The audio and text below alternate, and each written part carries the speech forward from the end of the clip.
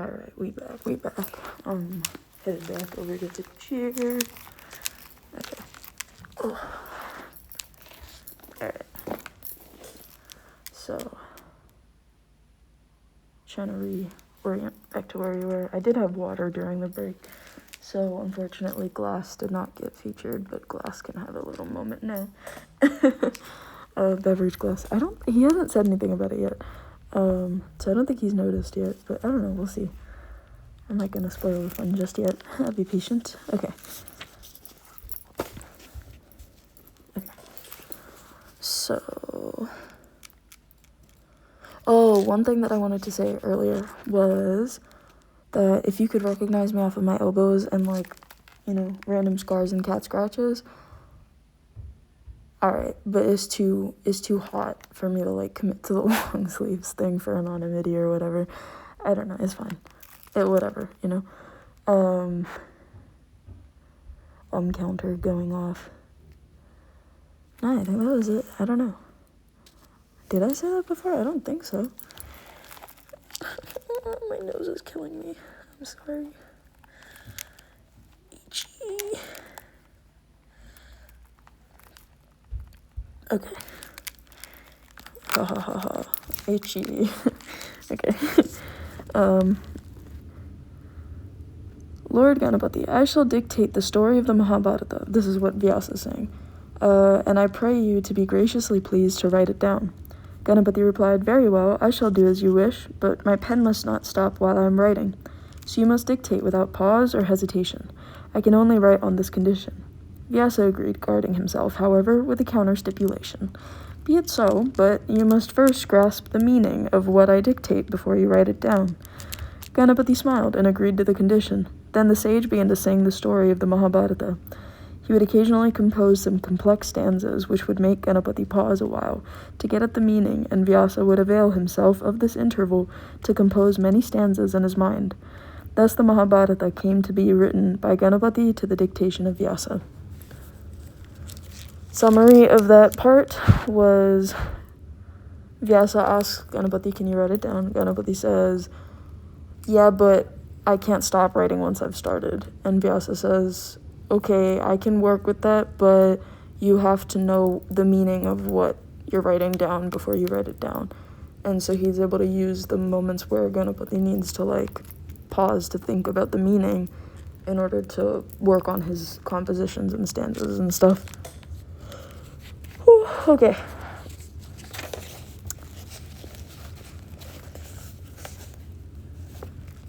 I'm probably not going to even finish this part of the Mahabharata, because, like, there's just so much, you know? I think it's better to kind of do little bits and pieces of it to get you into the groove or something. I don't know. Like, I don't want to scare people off from it because it's something that I want to nerd out about. You know? I don't know. We'll see. Okay. It was before the days of printing, when the memory of the learned was the sole repository of books. Vyasa first taught the great epic to his son, the sage Sukha. Sounds like Sokka. Later, he expounded it to many other disciples. Were it not so, the book might have been lost to future generations. Tradition has it that Narada told the story of the Mahabharata to the Devas, while Sukha taught it to the Gandharvas, the Rakshasas, and the Yakshas. They're all like mythical creatures. It is well known, like what types we can get to later, you know? My nose is itchy again. Oh god. It's because I have no, you know what? You don't need to know. It's fine. You can know. I got a nose piercing there. The piercing is itchy. Plenty of people have nose piercings. It's just a joke. I'm joking about the anonymity thing. I don't know. I don't think it's that funny, I guess. Maybe it isn't. I don't know. So distracted. Okay. It is well known that the virtuous and learned Vaisambhayana, one of the chief disciples of Vyasa, revealed the epic for the benefit of humanity. Janamejaya, the son of the great king Parikshit, conducted a great sacrifice in the course of which Vaisambhayana narrated the story at the request of the former. Afterwards, this story, as told by Vaisambhayana, was recited by Sutta in the forest of Naimisa to an assembly of sages under the lead of Rishi Saunaka. Sutta addressed the assembly. I had the good fortune to hear the story of the Mahabharata composed by Vyasa to teach humanity dharma and the other ends of life. I should like to narrate it to you. At these words, the ascetics eagerly gathered round him. Sutta continued. I heard the main story of the Mahabharatas and the episodic tales contained therein, told by Vaisampayana at the sacrifice conducted by King Janamejaya. Afterwards, I had made an extensive pilgrimage to various sacred places, and also visited the battlefield where the great battle described in the epic was fought. I have now come here to meet you all. He then proceeded to tell the whole story of the Mahabharata in the great assembly. After the death of King Santanu, Chitrangada became the king of Hastinapura and was succeeded by Vichitravirya. The latter had 2 sons, Dhritarashtra and Pandu. The elder of the 2 being born blind, as in Dhritarashtra was the blind one, Pandu, the younger brother, ascended the throne.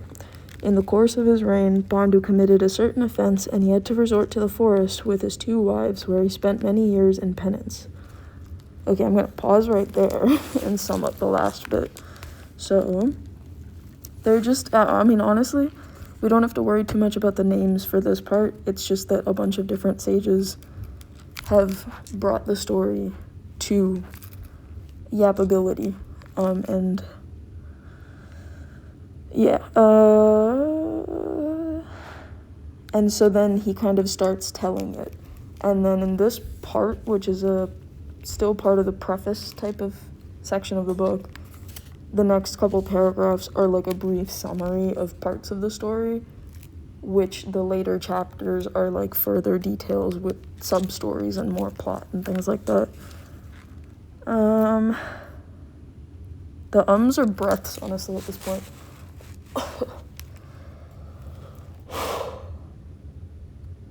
My back hurts. Okay.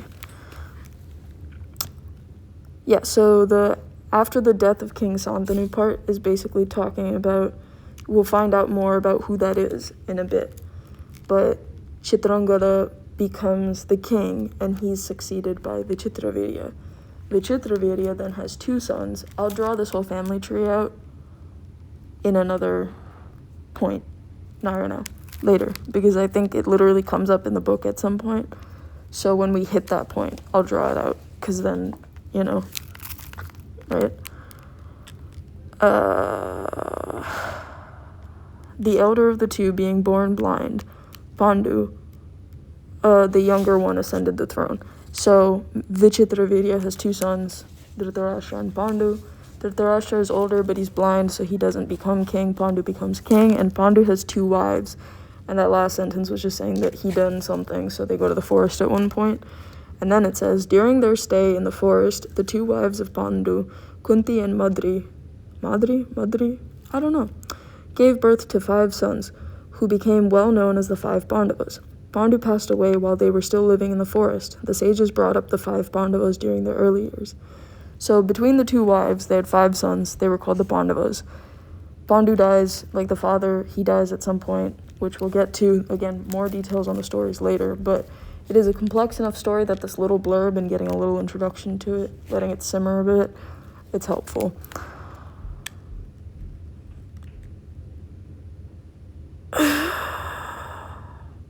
Are the sighs ASMR as well, or are they annoying? I can't tell, because I don't have any other way to exhale the air. No matter what I do in the mask, the breaths are like, I don't know. Okay. Yeah, when Yudhishthira, the eldest, attained the age 16, the sages led them all back to Hastinapura and entrusted them with the old grandshire, Bhishma. So Yudhishthira is the oldest of the 5 brothers. When he is 16, all the brothers and all of them, they're basically taken back to the kingdom. Bhishma, who we'll learn more about later, and who is a big cause / tie together person figure in the story. Yeah. That was not a... Sometimes words don't word as good as you want them to word. You know what I'm wording?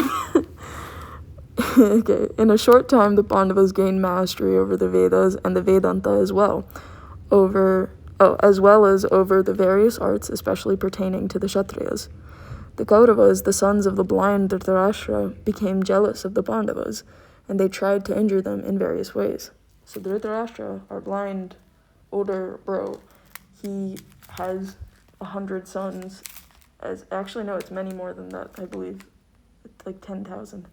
I don't know. I can double check. I'm forgetting which multiple of 10. They're called the Kauravas. Sometime later, there was a game of dice between the Kauravas and the Pandavas. According to the then prevailing Kshatriya code of honor, Sakuni, who played on the behalf of the Kauravas, defeated Yudhishthira. As a result, the Pandavas had to be in exile for a period of 13 years. They left the kingdom and went to the forest with their devoted wife, Draupadi. Draupadi was basically married to all 5 of them. We'll get to all of that later. According to the conditions of the game, the Pandavas spent 12 years in the forest and the 13th year incognito. When they returned and demanded of Duryodhana their parental heritage, the latter, who had in the meanwhile usurped their kingdom, refused to return it. War followed as a consequence. So summary of that part is they all have a bunch of the Kauravas and the Pandavas keep beefing. So Bhishma's like, okay, you guys can just have 2 different halves of the kingdom. So for the Kauravas, it's Hastinapura. For the Pandavas, it's Indraprastha. You can kind of sort of remember that with the Indra. He's the king of the Devas, which is the gods and demigods and all who live in the heavens or the next upper world in Hinduism. Indra would be the equivalent of Zeus, and there's some literature and stuff that talks about a lot of religions, especially ones with pantheon gods, they'll have similar gods and stuff. And hey, trade is not just, if anyone remembers from world history or is in world history or has seen Crash Course World History or any of that, you know that trade is not just limited to the objects that you're trading. When you trade things, you trade culture, you trade religions, you trade values, morals, opinions, you trade styles of government, styles of leadership, styles of civilization. And what I mean by that is the idea of slavery or classes or status or, all of that, germs. You trade germs as well. So Guns, Germs, and Steel, fantastic documentary. I'm just going to plug that right here. It's also a book. But yeah, it's a very good one. Where is I going with this? Whatever. Okay, so I hope I didn't forget some main point that I was trying to tie that all back to, but if it does, maybe it'll come back later. We'll find out. So then they have this game of dice, which we'll learn more about later, but Sakuni, who is an uncle on the Kaurava side, he plays against Yudhishthira, and he technically plays on behalf of Duryodhana, who's the son of Dhritarashtra, the blind king, and Sakuni is the uncle, right?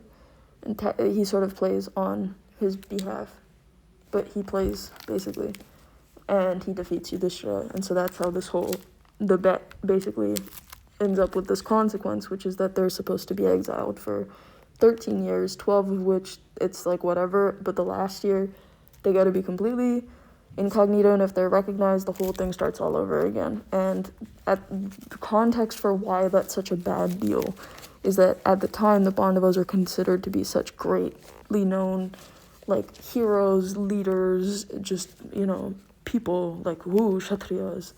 Kshatriyas are if you've heard of the Indian caste, system and structure, it's not as applicable today, and it shouldn't necessarily be. There's a lot of complexities to that, which we will talk about in future times, but it's so much. But for now, what we're going to say is that in Vedic, scriptures, which is, the old, because, Hinduism, more lifestyle than just a religion, so the old Veda scriptures were this is how you should go about life things. And one of the things that they said was, all right, we're going to have the castes, and you're born into these castes, and you're supposed to follow your dharma, or your righteous course of conduct, which is a definition I put up there, but it's out of frame, so it's fine. But dharma basically means righteous course of conduct. And the idea is that people are supposed to follow a couple different things in life, but dharma is like the main spiritual part of it, which is that like everyone has some role in the world that they're supposed to play.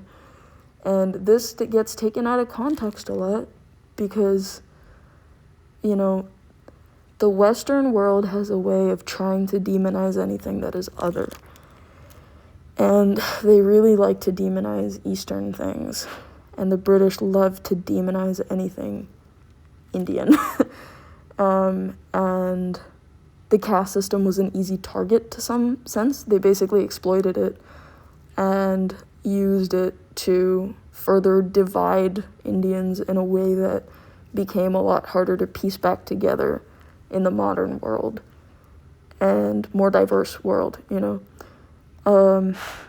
But another thing that then later happened is when academics started to talk about India, they decided to take that as like the most barbaric, oh my god, so backwards, like this birth classism thing. And it's like, well, when you think about the fact that it was initially meant for a lot smaller populations, and there's always a lot of issues with it. And the biggest issue is just that at this point, it's basically no longer relevant. But there's a lot to be learned from the way it was described in poetry, in the sense that everyone was supposed to be seen as equals in a true human-to-human sense, you know? There were, like, civilized hierarchies, and people exploited those hierarchies. But the intent was never to say that God sees one as lesser than the other. That's just what humans do. They see each other as, you know, comparable in value. And that's where we have current, basically, rights movements for lower castes on the hierarchy. Basically, your Dalits, quote-unquote, untouchables, like that type of terminology, basically. There's a lot to it, which is kind of why I'm pausing, because I'm trying to figure out, like, the best ways to point out the main little bits without getting all into it right now, because, again, I will yap off and then realize, oh no, you know, like, yeah, we're already 17 minutes into it. So, like, 17 minutes into the second half that I've been I don't know, whatever. Okay, so there's a lot to it, and if you're someone that is knowledgeable in it, fantastic. If you're not, yeah, there's a lot to it. So that's kind of part of why I'm not throwing it all out there, making assumptions that anyone knows anything, because I want to talk to anyone and everyone through this, and that involves a little bit of generalizations here and there, and, like, cutting out which things I'm gonna talk about right now versus in a future time, you know, like, it'll come back around at some point. It's just some of these, like, subtopics that we'll get to, I get so emotional about in a, like, let me put it this way. In the United States, I'm brown. In India, I'm still considered someone with rights. So to live the life of a brown person in America and then take a vacation to see my grandparents in India and see the difference in treatment just because I, you know, lived in a first world country and was raised there, and, like, there's a lot, and I think the burden at the end of the day of knowledge and education is, like, you see the struggles of people around you that you yourself have no qualms about, and yet you are now suddenly aware of all of the things going against them. You know, it's like, it took me a while to understand all the things going against me, here especially, and I feel like I'm always kind of learning more about that, and the reason that I put it that way is because, for example, even my parents and I think a lot of older Indian people here that I know, and just South Asian, like, parents, type aged people that I know here, they're very in denial about how bad the racism can get against Asians / they see people as the model minority races, right?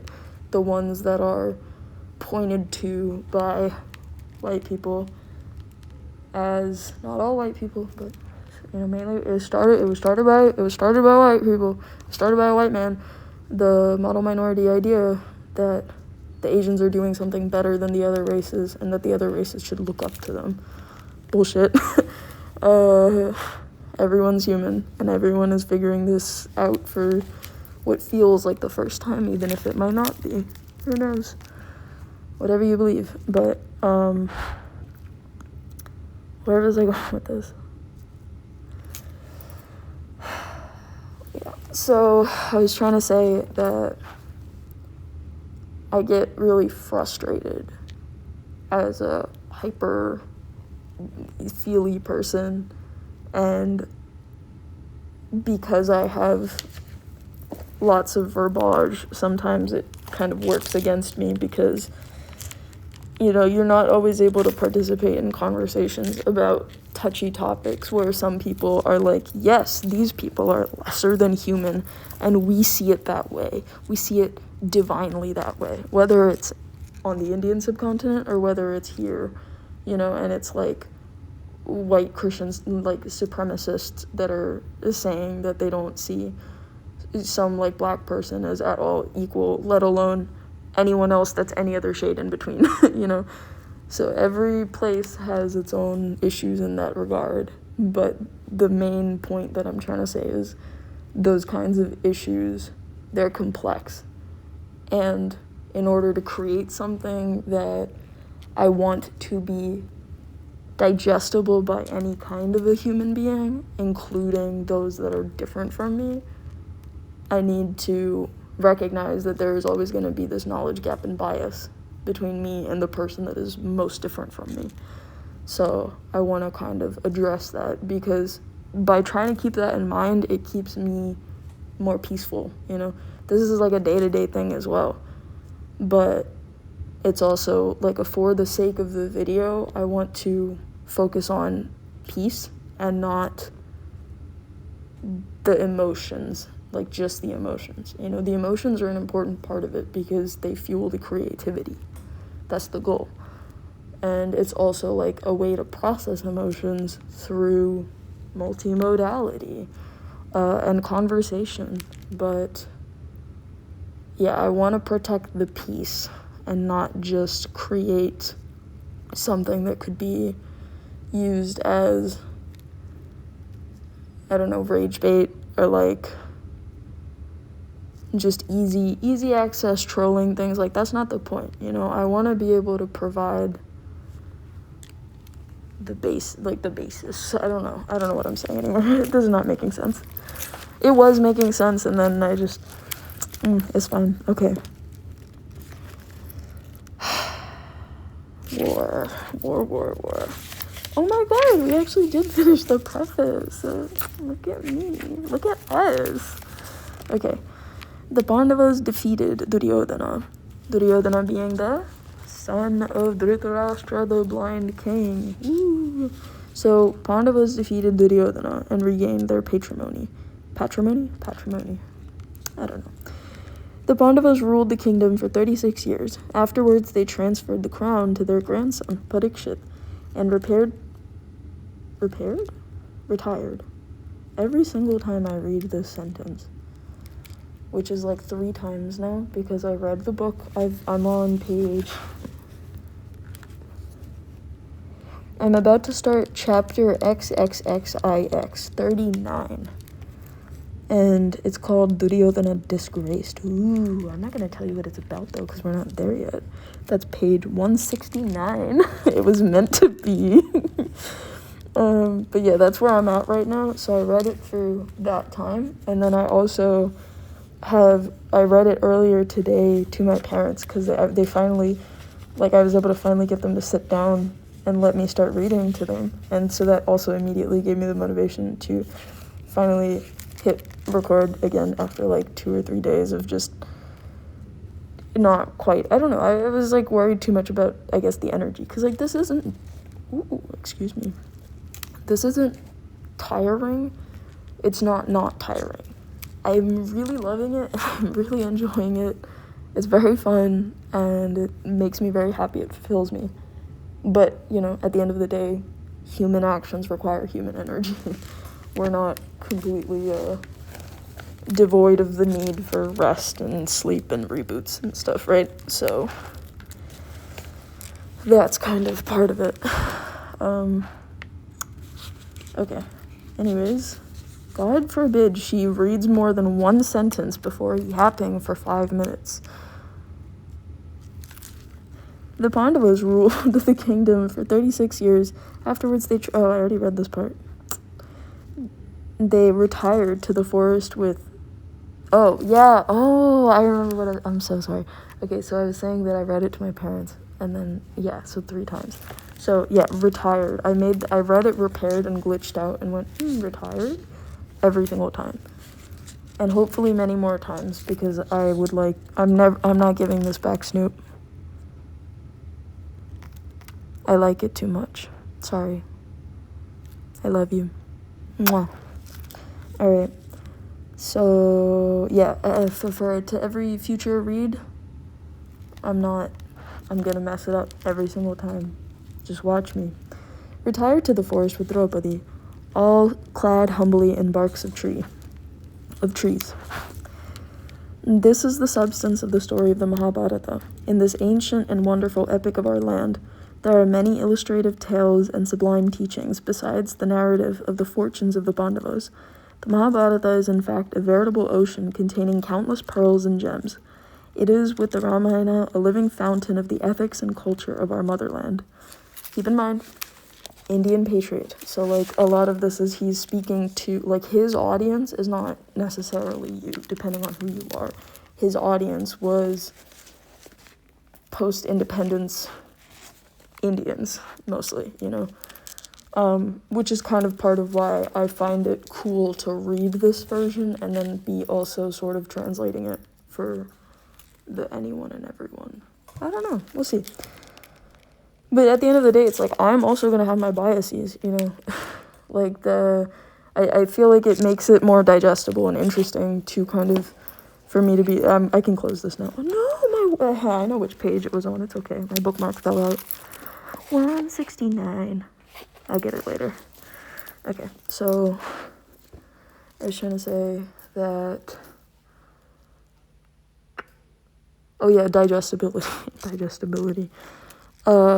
I'm a person with my own biases and interests and life experience, and I am not the me that I will be tomorrow, right? So at the end of the day, keep in mind that even if you're someone that perhaps prefers the audiobook or, you know, is enjoying, like me, you know, working through reading this to you and talking about it and stuff, there's a different experience you're gonna have if you sit down with the book and read it yourself, you know, or like a different translation. Like, this is an English translation. It's not the original Sanskrit poem. So at the end of, there's already a loss of things that I'm now chopping more things and changing them to provide to you, right? So it's like, with every kind of publication of a new format, there's going to be some differences, and that's not a bad thing, but it's something to be mindful of. This is clanging a lot. Hold up, let me secure that. Okay, so we are at 30 minutes now, so I will do the next thing on the list and see where to go from there. Yeah, I might have to chop this one up into like bits, just because I feel like I don't know, would it scare people off to see like an hour and a half long episode, or is it better? Is that better than having to click on 3 different videos, or is it better to... No, I'm falling down the rabbit hole. Don't worry about that.